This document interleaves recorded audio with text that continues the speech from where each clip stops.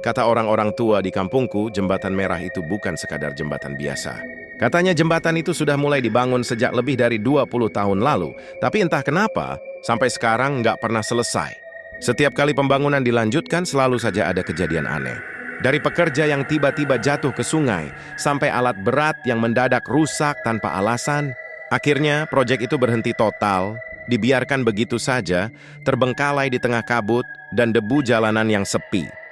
Aku sendiri udah sering dengar cerita tentang tempat itu sejak kecil. Orang-orang di kampung menyebutnya jembatan merah yang tak pernah selesai. Katanya, warna merah itu bukan karena cat, tapi karena tanah di bawahnya sering berubah warna jadi merah tua. Seolah diserap dari sesuatu yang lain, sesuatu yang nggak kelihatan. Beberapa orang bilang itu cuma tanah besi, tapi yang lain percaya itu darah.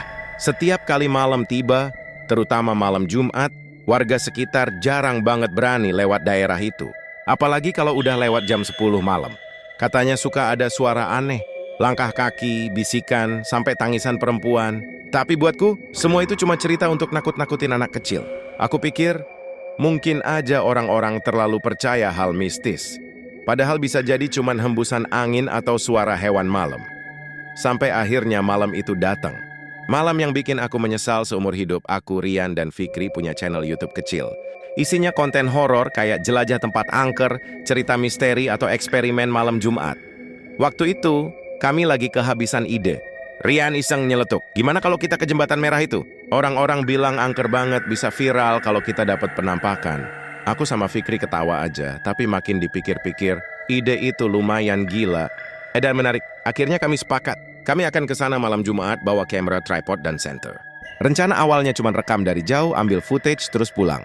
Tapi kenyataannya jauh lebih aneh dari yang kami bayangkan. Sekitar jam 11 malam kami berangkat.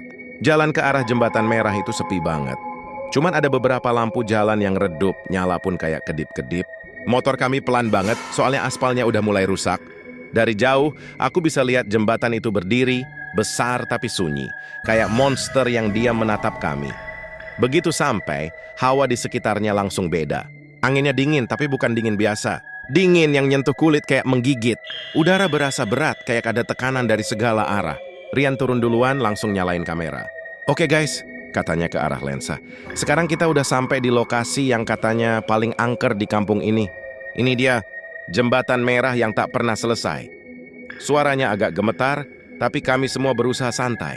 Lampu senter kami nyorot ke jembatan. Dari dekat, kelihatan jelas kalau bangunannya udah berkarat, beton-beton retak, dan beberapa papan kayu lapuk. Sungainya di bawah tampak gelap, cuma memantulkan sedikit cahaya bulan. Anehnya, air sungai itu berwarna agak kemerahan, kayak bercampur tanah. Yang lain. Aku coba menepis pikiran buruk itu. Coba kita jalan sampai tengah. Ajakku, sok berani. Kami bertiga jalan pelan di atas jembatan. Langkah kami nyaring banget, bunyinya menggema di antara suara jangkrik. Rian sesekali rekam ke arah kiri, Fikri ke kanan. Tapi makin ke tengah, suasananya makin aneh. Angin tiba-tiba berhenti. Bener-bener berhenti, nggak ada suara, nggak ada hembusan. Hening total, sampai suara nafas sendiri kedengeran jelas. Aku mulai ngerasa merinding. Kalian ngerasa nggak? Tanyaku pelan. Rian cuma ngangguk pelan, matanya fokus ke layar kamera. Kameranya ngelag bro, katanya. Padahal baterai masih full, tapi gambarnya kayak ngedeteksi sesuatu. Aku mendekat, lihat layarnya. Di sana, di ujung jembatan yang gelap, ada semacam bayangan samar. Kayak orang berdiri tapi bentuknya kabur. Aku sempat berpikir itu cuma efek cahaya atau kabut. Tapi pas aku sorot pakai senter, bayangan itu langsung hilang. Cuma ada kabut tipis yang melayang-layang di ujung. Mungkin cuma bayangan pohon, kataku berusaha ngeles dari rasa takut sendiri. Tapi jujur, tanganku udah dingin. Kami terus maju, walaupun suasananya makin nggak enak. Rian mulai ngomel, bro serius deh, hawanya beda banget. Kayak ada yang udah ngeliatin. Fikri nyaut pelan, iya dari tadi gue juga ngerasa gitu. Dingin banget, tapi keringetan. Kami saling pandang, senyum maksa, pura-pura berani. Tapi dalam hati, semua udah mulai nyesel kenapa datang ke sini. Tiba-tiba, dari arah seberang, terdengar suara pelan. Klik, klik, klik. Kayak langkah kaki orang tanpa alas. Pelan tapi jelas. Aku nyorot ke arah sana, tapi yang kelihatan cuma kabut makin tebal. Ada orang? Panggilku setengah berbisik. Nggak ada jawaban. Tapi suara itu masih ada. Semakin lama, semakin dekat. Rian ngerekam terus walau tangannya udah gemetar. Kamera mulai error, muncul garis-garis di layar. Lalu ada suara lain. Pelan banget, tapi bisa kami dengar jelas.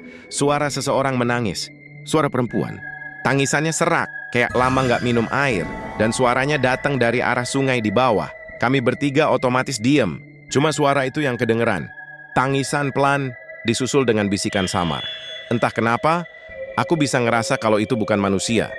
Ayo balik aja, bisik Fikri, nadanya udah panik.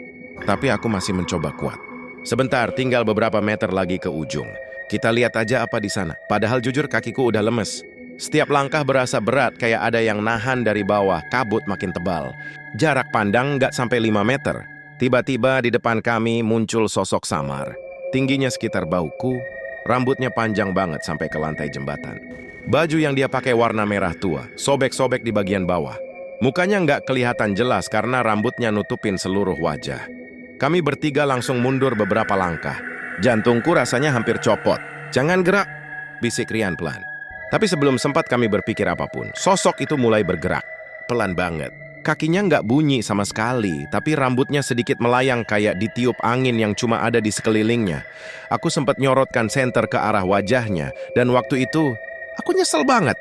Di balik rambut panjang itu, aku lihat matanya. 2 lubang hitam tanpa bola mata, kosong, basah kayak baru nangis darah.